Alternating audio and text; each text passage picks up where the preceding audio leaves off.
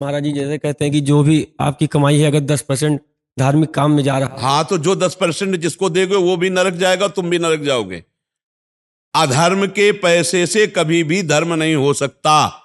ये 10% देने की बात आई धर्म से कमाने में, कि आपने धर्म से 4 रोटी कमाई, भैया 3 में तुम गुजारा कर लो, एक किसी को पवा दो। धर्म से, अधर्म से नहीं, अधर्म से नहीं। ऐसा तो नहीं हमने आज तक शास्त्र में पढ़ा है, और कहीं किसी को लिखा मिले तो हमें दिखा देना।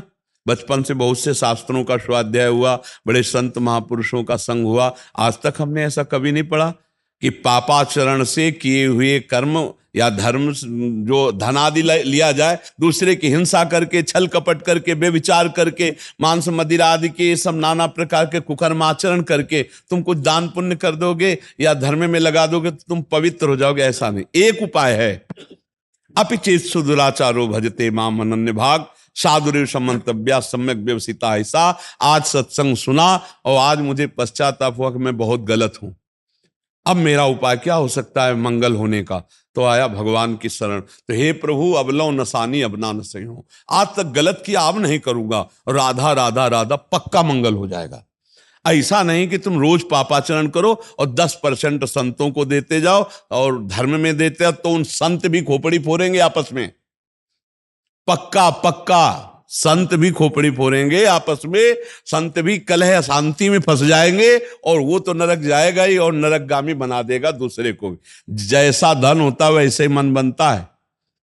ये क्या हुआ? ये ऐसे नीच पुरुषों के द्वारा दिया हुआ धन और उनके द्वारा किया हुआ भंडारा, तो अन्न खा के देखो आगे नीचता। अधर्म के द्वारा कमाया हुआ धन कभी भी धर्म नहीं हो सकता। धर्म से कमाए हुए धन का 10% दान करे, वो बात हम मानते हैं कि गौशाला में दे दिया, संतों को पवा दिया, अपनी मेहनत की कमाई से। हराम की कमाई, बेईमानी की कमाई जहां दोगे वहां बुद्धि भ्रष्ट कर देगा, वहां बुद्धि भ्रष्ट कर देगा। पक्की बात समझ लेना। कभी भी विष अमृत नहीं हो सकता, विष विष ही रहता है।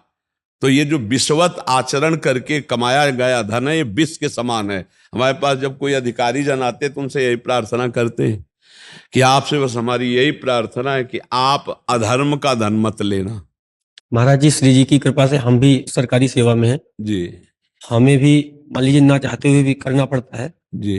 तो उसके लिए नहीं प्रभु, अगर आप सरकारी आदमी हैं तो सरकार आपको पेमेंट देती होगी जी, तो फिर आप पेमेंट से अधिक लेने। हम अपने लिए ना भी चाहें जी फिर भी मान लीजिए। हाँ, ऐसा हमारे सामने भी पेश हुए हैं, अधिकारी जन भी पेश हुए कि हम ना चाहें तो हमें ऊपर देना पड़ता है, उसके लिए हमें व्यवस्था करनी पड़ती है, उसके लिए ऐसा करना पड़ता है। तो फिर धर्म में चलने के लिए तो कड़वा बनी जाओगे, फिर सबके लिए धर्म से चलने के लिए फिर कड़वा तो बनी जाओगे। अधर्माचरण में 100 बह रहे तो तुमको भी बहना है क्या? अगर नहीं बहना है तो फिर आप सबके लिए कड़वा भले हो जाओ, लेकिन हरि के लिए आप प्यारे हो जाओ। हरि आपको बहुत प्यार करेंगे, हरि आपको बहुत, और जिसको भगवान दुलार करते हैं उसका बाल बांका कौन कर सकता है?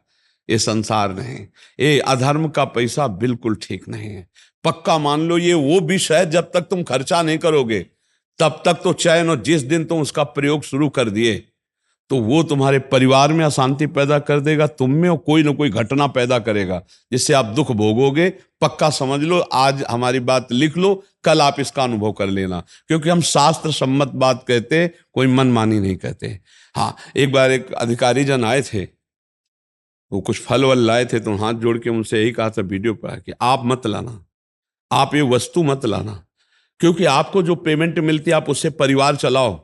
ये वस्तुएं दान पुण्य करने की सोचोगे ना तो तुम्हें ऊपरी पैसे की जरूरत पड़ेगी, और ऊपरी पैसा लोगे तो हमारे पास आना बेकार हो गया। हमारे पास आने का मतलब है कि आपके जीवन का परिवर्तन हो, अधर्माचरण छूटे, नहीं तो फायदा क्या हुआ? यहाँ आकर फिर बातचीत करने का मतलब क्या रहा? यहाँ आने का तो मतलब है कि आप में आस्तिकता है। यहाँ आने का मतलब आस्तिकता है, और आस्तिकता का मतलब है कि आप पूर्ण आस्तिक बने। ये नहीं, घूस नहीं, ये पैसा कभी लाभ नहीं देगा। अच्छा, क्या आप पकड़े जाओगे तो क्या आपके अधिकारी आपको बचा लेंगे? नहीं, हमारे साथी तो जेल जा चुके महाराज जी। हाँ, तो यही हम बता रहे हैं। तो फिर जब हमारा भागवतिक कानून आपके ऊपर दंड देगा तो आपके अधिकारी बचाएंगे क्या?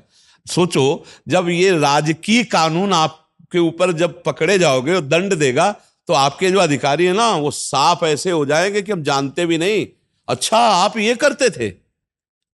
जिनको आप रिझाने के लिए, जिनकी आज्ञा पालन के लिए आप किए, वही आपसे पूछेंगे अच्छा आप हम तो नहीं समझते थे कि आप ऐसे आदमी होगे। तब आपको लगेगा ये वही आदमी। तो ये बात समझ लो, जब यहां कानून फंसाएगा तो वो नहीं काम आएंगे, तो जब भागवतिक कानून आपके ऊपर दंड देगा तो कोई काम नहीं आएगा। इसलिए थोड़ी देर कड़ुए बन जाना अच्छा है, लेकिन धर्म विरुद्ध आचरण करना। एक अधिकारी आए थे यहाँ, तो सब भगवान की कृपा से आते रहे, तो उन्होंने जब ऐसी बात की कि अब चाहे प्राण निकल जाए पर अब हम ऐसा नहीं करेंगे, तो हमका सस्पेंड हो जाओगे। बोले 3 बार हो चुके हैं, 3 बार हो चुके हैं, और कितनी बार करेंगे? नौकरी छोड़ना पड़े लेकिन हम धर्म विरुद्ध अब आचरण नहीं करेंगे। बहुत ही वो मतलब हिम्मती वो ऑफिसर थे कि मेरे साथ क्या होता है मैं ये समझे सब। तो ये बात है कि अधर्म आचरण नहीं, घूस नहीं, दूसरे के द्वारा दिया हुआ और इसमें क्या होता है, अधिक घूस वही दे सकता है जो दोषी होगा। निर्दोष आदमी, गरीब आदमी ये आपको ज्यादा घूस नहीं दे पाएगा। जो ज्यादा अधर्माचरण करता है वही आपको ज्यादा घूस दे सकता है। क्यों नहीं? महाराज जी कुछ कुछ ऑफिस में मतलब काम कराने के लिए एक प्रथा सी बन गई है। कुछ ऐसे काम है कि मतलब सरकारी ऑफिस में बिल्कुल इसके बिना होते ही नहीं है। अभी एक और प्रश्न भी था महाराज जी, किसी का आपका प्रश्न था शायद, मैंने उसको किया नहीं, बट बहुत लंबा चौड़ा उन्होंने किया था कि तो धर्म का पैसा जैसे हमारा, जैसे अपना जमीन का कोई काम हो, अपना दाखिल खारिज का हो, तो जो सरकारी फीस है 100, 200, 300, 400, लेकिन वहाँ 10,000, 15,000 डिमांड करते हैं। तो उसमें अगर नहीं करें, कुछ ना कुछ त्रुटि लगा के खारिज कर देते हैं, कुछ ऐसा चीज।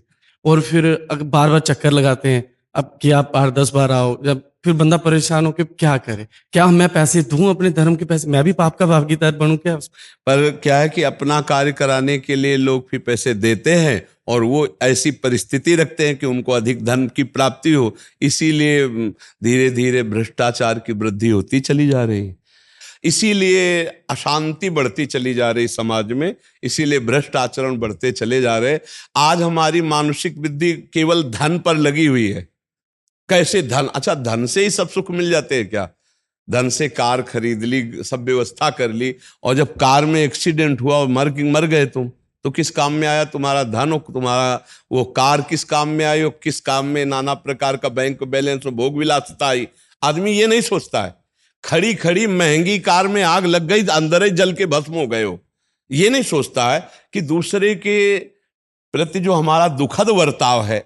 मान लो एक आदमी है, वो 500 में जब काम चल जाता है और आप उसके 15,000 ले रहे हैं, 20,000 ले रहे हैं, तो फिर अधर्म पूर्वक हुआ ना। अब वो जोड़ जोड़ कर आप खरीदोगे कार या कोई व्यवस्था करोगे, वो व्यवस्था ही आपको खा जाएगी, वो व्यवस्था ही आपको कष्ट दे देगी। महाराज जी खत्म हो सकता है क्या? ये खत्म हो सकता है जब सबके अंदर अध्यात्म जागृत हो तभी हो सकता है, अन्यथा नहीं हो सकता। अध्यात्म जब तक नहीं जागृत होगा, भगवान का भय नहीं होगा, धर्म का भय नहीं होगा, तब तक ये खत्म होने वाला नहीं। जब किसी को ये डर हो कि भगवान है कोई, धर्म का भय, और ये भय हो कि ये दुर्गति कर देगा हमारा धन, पक्का समझो कोई कितनी भी घूस ले ले, घर परिवार में यदि कलह और अशांति न पैदा हो जाए तो बताना, देख लेना।